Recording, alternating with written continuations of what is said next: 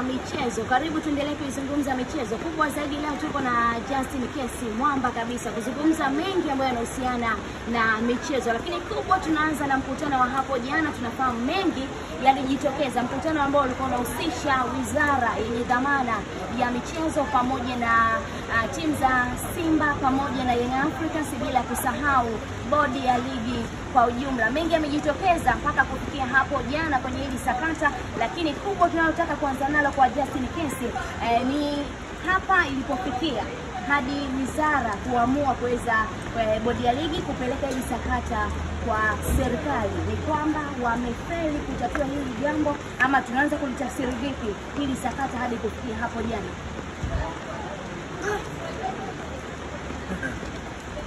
Nimekuwa nazungumza mara nyingi kuhusiana na kila mtu, kila taasisi, kila idara kufanya majukumu yake usawa. Na nilipokuwa nasema vile kwa sababu nilikuwa najaribu kutaka kuona baadaye itakuwaje. Hakuna lililowahi kuzungumziwa kwamba ni zuri alafu mbele likawa mbaya. Na hakuna lililowahi kuzungumziwa hili linapoelekea sio zuri alafu mbele likawa zuri. Ni hagarabu sana sana sana. Kila mtu alikuwa akiona haya mambo yanayoendelea. Hakuna aliyekuwa anapendezwa nayo. Mimi sijawahi kuona kwamba kuna mtu anapendelewa mwingine apendelewi, ila nimewahi kuona kwamba yanayofanyika sio sahihi. Na mbaya zaidi, kilichokuja kuchochea mtu ambaye ni wa mwisho kuja kututhibitishia kwamba haya ni ya kweli au si ya kweli ni rais mwenye dhamana ya shirikisho la mpira wa miguu nchini, kwa maana ya Wallace Karia. Yeye mwenyewe amekiri kwamba nawasaidia sana, hata hayo mnayofanikiwa mimi ndo nayawezesha. Kwa hiyo wazi umethibitisha kwa umma, wadau wa soka na Watanzania ambao wanapenda mpira wa miguu kwamba kumbe vitu vingi vinavyofanyika kwenye mpira wa miguu na mafanikio ambayo yaliopo wakati ya Simba na Yanga ni uwezekano wa shirikisho kuamua na utashi wao. Wanasaidia. Umeelewa? Sio kanuni wala utaratibu wala sio haki yao. Kwa sasa sisi tunaamini timu za mpira wa miguu ambazo ni mfano nchini ambazo zimekushapata mafanikio ni Yanga na Simba.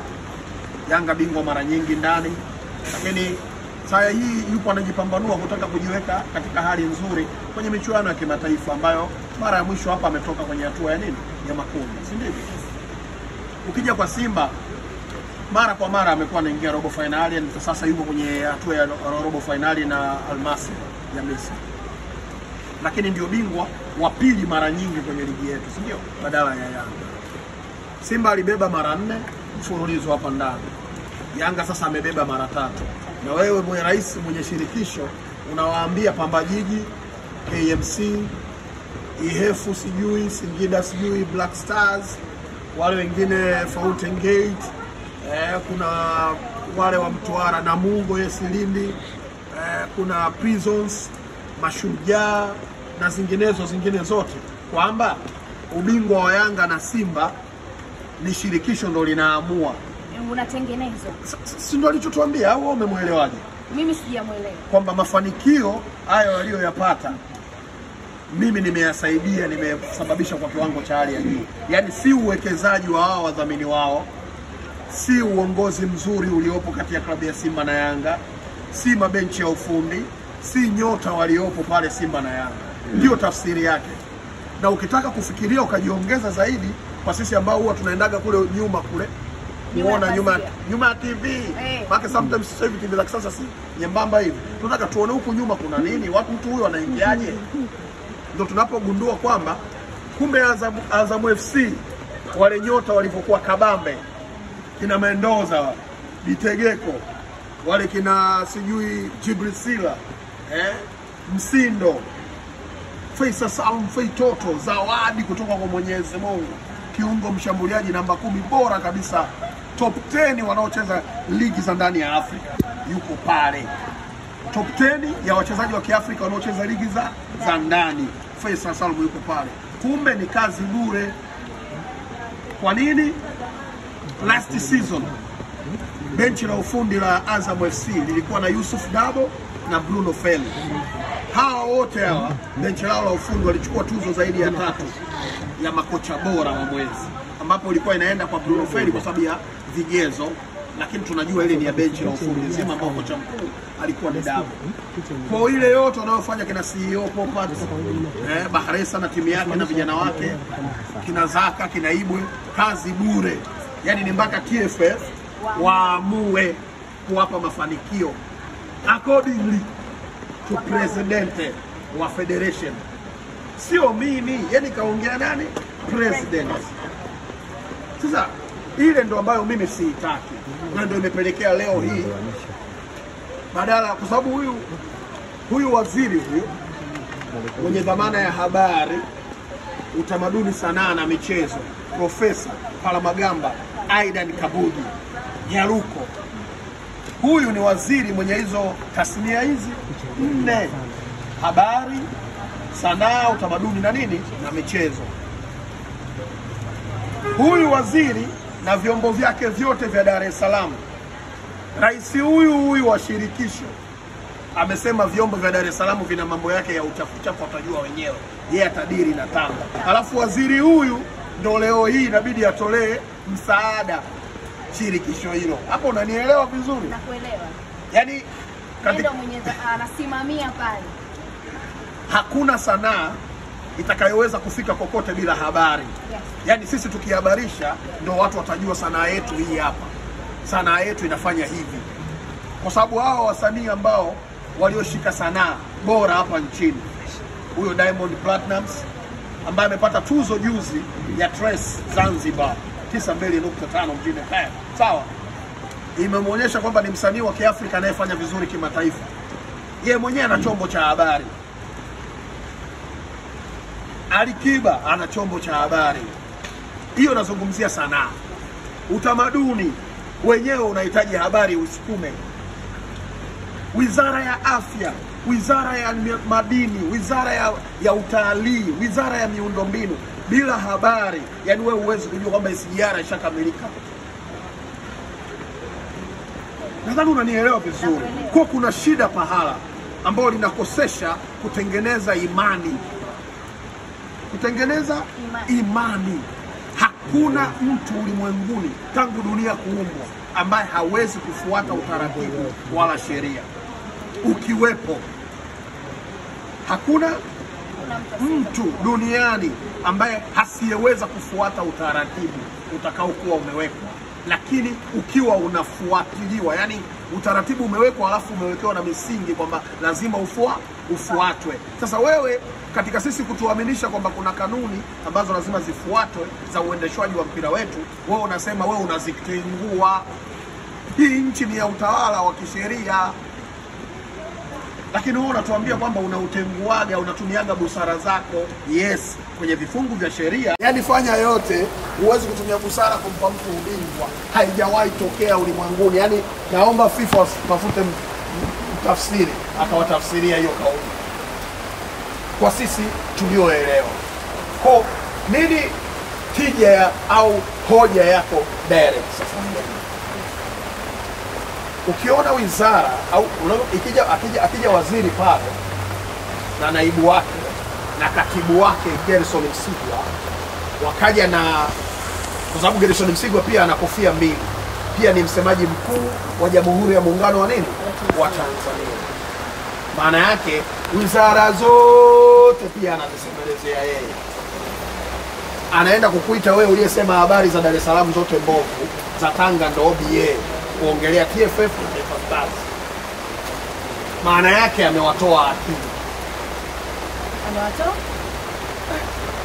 Nyinyi hapa saa hii hapa kuna LM Media, kuna Matole, kuna Mtanange na hii Sports Point. Mpo hapa. Mmekuja hapa ili mzungumze na Justin Case, mkiamini kwamba anaenda kutengeneza maudhui ambayo yatafuata huyu mlaji wenu enjoy, si ndio? Ajifunze, ahabarike na kutaarifika, yani apate taarifa.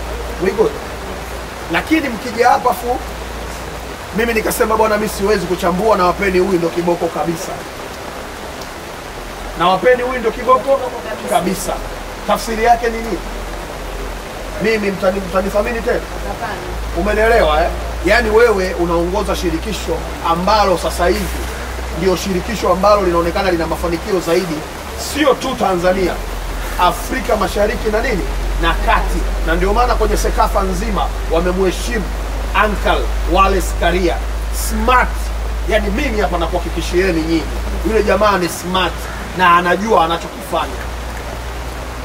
Sasa anapoamua kuacha kujua anachokifanya, akafanya vitu ambavyo havina maana, kiukweli mtu yoyote ambaye ulimwenguni amekuwa disappointed lazima atakengeuka huku juu. Ndio maana wanasemaga wazungu kwamba there is a thin line between love and hate. Yaani kuna mstari mwembamba sana kati ya chuki na upendo. Haya maneno yote ninayozungumza hivyo ni kwa sababu mimi ni mmoja kati ya watu ambao huwa namuongelea positive vibaya mno. Tena huwa mpaka nagombanaga na watu kwa ajili ya Karia. Mimi naamini kwenye good governance, sio kwenye mtu kupendwa. Kuna mvuto wa kiuongozi na mtu ana utekelezwaji na utawala bora. Mimi naamini kwenye utawala bora. Sasa wewe ambaye mimi nakuongelea kwamba una utawala bora kutokana na timu yako na safu uliyoiunda kina Kidau, wameucheza, wana uchungu na mpira, lakini yupo Aaron Nyanda kwenye upande wa marketing, si ndio? Lakini yupo mtu kama Ndimbo smart kabisa kwenye tasnia hii ya habari, lakini pia yupo mwanangu Boy Manda genius smart. Hawa watu hao wanaoongoza kina Almas Kasongo wale kina Mzee Mbuto, wale ni watu ambao ni vichwa. Ndio maana mimi huwa nashikaga hivi watu, naambia jamani, huyu mtu balaa, kaweka watu wa maana, alafu wewe unatoka unahalalisha good governance wako kwamba sio sahihi, unawabebaga watu kufanikiwa. No. Kwa nini usimbebe na Mungu? Yaani sikatai Yanga kufanyiwa busara, sikatai Simba kufanyiwa utashi au hekima. Kwa nini afanyiwe majimaji TP Lindanda ambayo historia yake miaka ya 80 nyuma kwenda 90 Simba alikuwa ananufaika na Yanga kwa nyota wao kina George Magere Masatu, kina Hussein Masha, hawa Fumbo Felicia, Mteze John Rungu, umeelewa? Hawa wote walitoka TP Lindanda ya Mwanza. Kwa kama tunataka tuendelee kuboresha, hawa kina Juma Mgunda hawa mastreka bora kabisa kwa kutokea Tanzania. Tanga tena kwake huko kwa balance. Unaelewa vizuri, anatakiwa kubalance ili hizi talents hizi tunufaike nazo zote, ile krimu ile keki ya taifa tuile wote. Ukiniambia busara inatumika kwenye Yanga na Simba pekee, hiyo sio good governance. That's why naongea hapa. Kwa mimi naona serikali imeingilia kati, lakini serikali naiomba kwa heshima na taadhima, Ankari Kabudi, ndugu yangu mwana FA, bro Msigwa na BMT nzima kina Mayai, naomba baada ya maamuzi haya iundwe kamati maalum kumaliza matumizi makubwa sana ya busara na hekima kuliko utaratibu na kanuni zetu za kuendesha mpira. Naogopa ukishaona serikali ndio inaingilia mambo kuyaamua, maana yake itafika kipindi kafu itajua, itapata taarifa. Kafu ikipata taarifa kupitia Sekafa, ambaye Sekafa ni ule umoja sasa wa Afrika Mashariki na Kati, baadaye itaenda FIFA kwamba hawa mambo yao mengi mpaka yaende juu. Tumeona sakata la Faisal Salum Feitoto hapa, mpaka mama alisema itumike tu busara, kijana aendelee kucheza. Of course ni lulu ya taifa, sio wenyewe tulikuwa tuna miss ile miguu yake, sanaa yake uwanjani. Ni zawadi kwa Mwenyezi Mungu tumepewa wote, sio watu wachache waitumie au wanufaike nayo huko viwanjani vya mazoezi. Tunataka tuione wa Tanzania wote. Hapa naeleweka vizuri. So mimi binafsi nachoomba serikali iangalie, tutumie zaidi kanuni ya 90%, 10 walau ndio itumike busara na hekima, zipungue hizi mambo. That's it. Ndio maoni yangu kwenye hii kilichotokea jana. Nani kashinda, nani hajashinda, tusubiri nini kitakuwa, mechi itakuwepo. Mimi ni mpenzi wa mpira wa miguu kwanza. Kwa nachotaka mechi ichezwe, lakini inachezwa kwenye utaratibu upi? Mechi sio issue, sio kucheza mechi. Mechi ichezwe na itachezwa, haijachezwa ilitakiwa ichezwe, nani kakosea. Yaani tuangalie zaidi kwanza utaratibu ukoje, alafu ndio busara wanasema zika urembe huo hiyo utaratibu. Busara ni kitu cha ziada. Afu tukubaliane, hekima, utashi, busara, sijui nidhamu na vitu vingine vyote. Hakuna sheria imeandikwa kwamba lazima uwe na busara. Ni hiari Yaani mimi wewe sasa hivi ukiniambia brother basi kuwa na utashi. Yaani utashi, hakuna sheria utanipeleka kunishtaki mimi sina utashi. No way. Ni hiari. Sasa tusihalalishe hiari kwenye kanuni ambazo zipo na utaratibu ufuatwe, wayaweke ya mambo sawa, mechi ichezwe. Mimi nawashauri Yanga waangalie wanaimalizaje hii. Sio tutaka burudani. Lakini itachezwa kwenye utaratibu upi, wakubaliane wote. Ambaye amehusika moja kwa moja kwa dhamira mbaya kwenye hili, akitumia kigezo cha busara kama upenyo, aadabishwe. Aadabishwe. Anayehusika kwenye hili. Me I don't care. Itokee bodi, itokee TFF, itokee Simba, Yanga, mimi sijui. Lakini atakayekutwa na hatia, kwanza huyu hawe mfano, alafu ndio busara itumike. Yaani mtu aadabishwe, alafu ndio busara ije. Yeyote hicho. Moja ya kitu ambacho hapo umezungumza nimekisikia ni kuhusiana na Hersi pale Hersi katumia busara kuwajibu mashabiki wake, yani wanachama wake, lakini at the same time katumia hekima alizonazo, kwa wakati mwingine katumia knowledge aliyonayo. Ni msomi, ndio maana mhandisi. Na wengi tu watu wengi wamesoma kwenye nchi hizi. Yaani sio mmoja tu. Ila yeye makini sana kwenye matamshi yake. Angesema kwamba tunaenda kutumia busara, ni jambo la heri. Jambo la heri, lakini anataka kanuni ifuatwe. Akitengua tu njui na yeye watu wanaoja kumshika, kumbe wale aliyoyazungumza Karia, kwa sababu mimi ningekuwa ndio leo mshauri wa Karia. Simple.